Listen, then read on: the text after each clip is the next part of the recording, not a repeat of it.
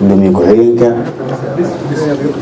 safaaradda xidig nagala joogo xildhibaanada haweenka odayaasha culimaadudiinka bahda saxaafadda iyo dhammaan kasoo qaybgalayaasha intaan magacooda halkan ku xusin assalaamu calaykum waraxmatullahi wabarakaatu. wixii hadal lahaa horaa loo sheegay ma rabi inaan dib ugu noqdo. wasiir Cabdaal ayaa warbixintii inta ugu fiicneed idiin soo gudbiyey oo idin abdeed gareeyey oo idinka dabageeyey xaaladda dalka maanta meesha ay marayso, meesha ay ku sugan tahay iyo berri meesha ay aadayso. marka hore waxaan rabaa inaan mahad gaar ah u soo jeediyo jaaliyadda Soomaaliyeed dhammaantiin intii abaabushay kulankan oo markii hore ahaa kulan soo dhaweyn laakiin markii dambe dhibkii dhacay isku bedelay kulan duco ah iyo garab istaag. intii ku dhimatay intii ku dhaawacantay intii ku dhimatay waxaan leeyahay ilaahay jannatul firdaws Allah siiyo, intii ku dhaawacantayna ilaahay caafimaad degdeg ha siiyo, intii ku hanti beeshayna ilaahay waxaan uga baryayaa subxaanahu wa tacaala inuu dib ugu soo celiyo hantidoodii iyo wax ka badanba. sidoo kale maadaama ay tahay duco dadka loo ducaynayna ay yihiin dad dhib ka soo gaaray qaraxii dhacay sabtigii hore, markasto waad ogtihiin khawaarijta shalayna horey noo laayeen, maanta waa wadaan dhibki, berrina way geysanayaan.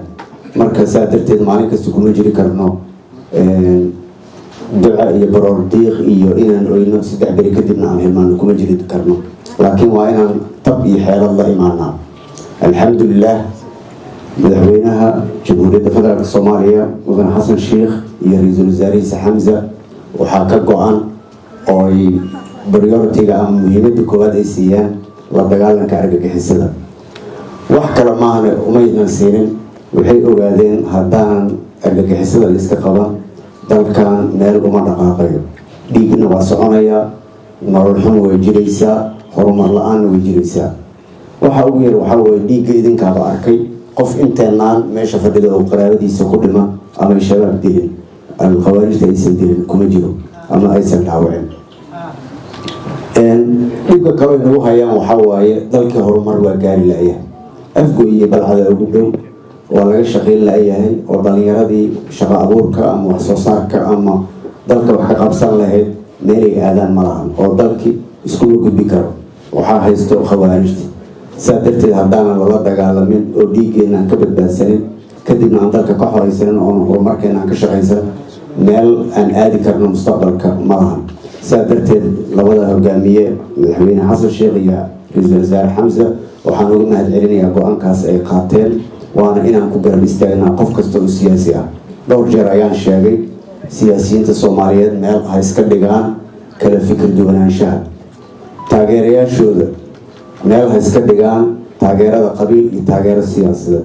maanta mustaqbalkeennii ayaan ka hadlaynaa, kaasoo ah inaan dalkan dhibka ka saarno Soomaaliya. abwaan gaariya ayaa hore wuxuu u yiri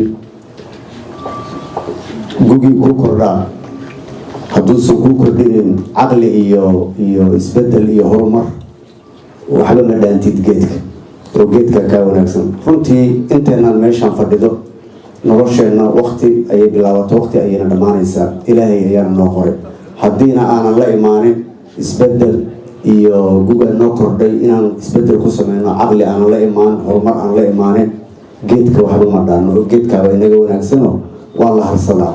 marka waxaan idinka codsanayaa dhammaan jaaliyadda Soomaaliyeed ee Sweden, Scandinavianka iyo dhammaan Yurub iyo adduunka oo dhan inta ku nool in dowladda Soomaaliyeed iyo shacabka Soomaaliyeed meel kasta ay joogaan loo gurmado oo gacanta jeebka la geliyo. aniga ugu horeeya diyaar ayaan u ahay, idinkana sidoo kale ayaa idinka codsanaya. si kale maahane caruurteena aan berri caruurta imaanayso aan dhalnay berri aan u helino, sababtoo ah 30 sano ayaan dhibkan ku jirnaa. inteenaan waxaan hadda ka hadlaynay oo xildhibaankii walaalkii ahaa sheegay kulligan dhammaan dalkiina ku wada noqotiina rabtiin, haddana waxba idinma diyaarsano.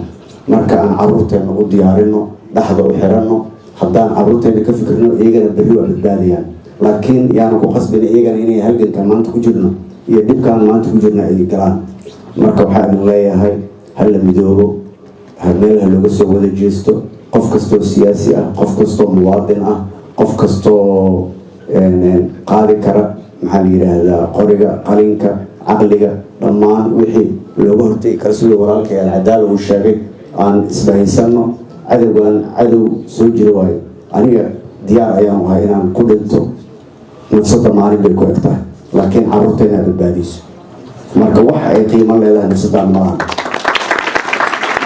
marka waxaan leeyahay intii dhimatay mar kale allaha u naxariiso jannatul firdaws ilaahay ugu baryaynaa in kalena waa dhacaysaa oo maadaama dagaal lagu qaaday hiiraan laga soo saaray jowhar iyo agaarkeeda ay waxay ka dhiman yihiin nafla caari waayo dhib waa geysanayaan dhibka ay geysanayaanna shacabka ay u geysanayaan waad garanaysaa shacab iska aan hubaysnayn oo jidka maraya haddii bamba loola yimaado oo laisku qarxiyo inta ku dhiman karto waa fahmi kartaan marka waa dad nafla caari ah wax ay naga qaadayaan malahan